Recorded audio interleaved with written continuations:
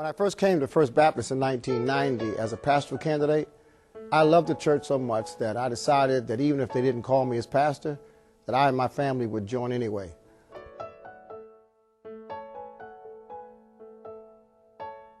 I was impressed with the excellent legacy, starting with the leadership of the first pastor, Clifford Wooding, and the second pastor, Reverend Brown. These were outstanding leaders that created the foundation for the great ministry we have today.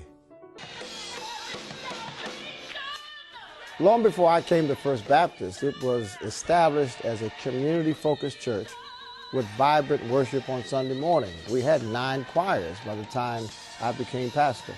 But more than Sunday morning, this church was involved in giving scholarships to young people, feeding hungry families. It was involved in doing all kinds of outreach for the neighborhood and for members of the church. Not only is First Baptist a great worshiping community, but it has a great focus on the community. We are formed not-for-profit corporations as community development entities to do so much work in the neighborhood that makes us all proud. We have built over 125 houses for low and moderate income families to own. We have trained 200 families to become foster parents to 500 children, and 200 of those children have been adopted.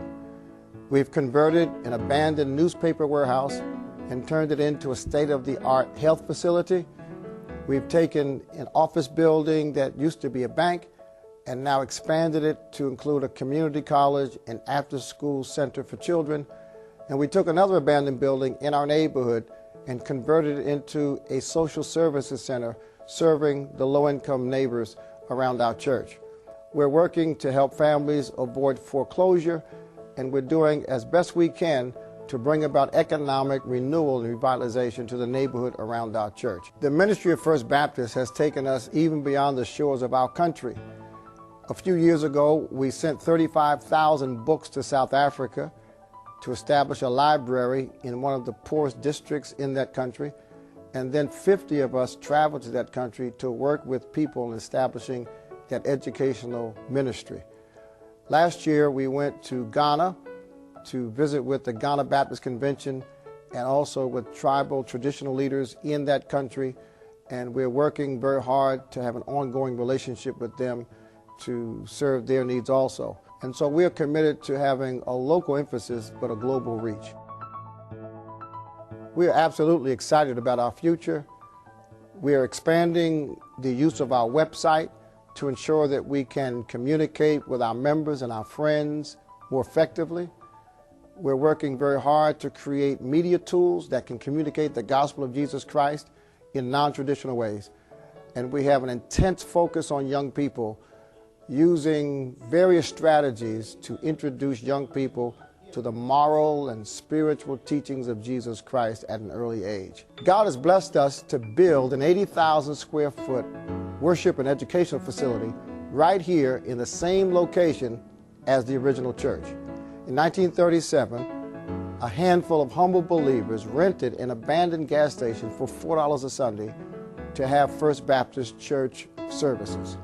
Today, that investment has turned into this wonderful complex, the largest facility in this neighborhood.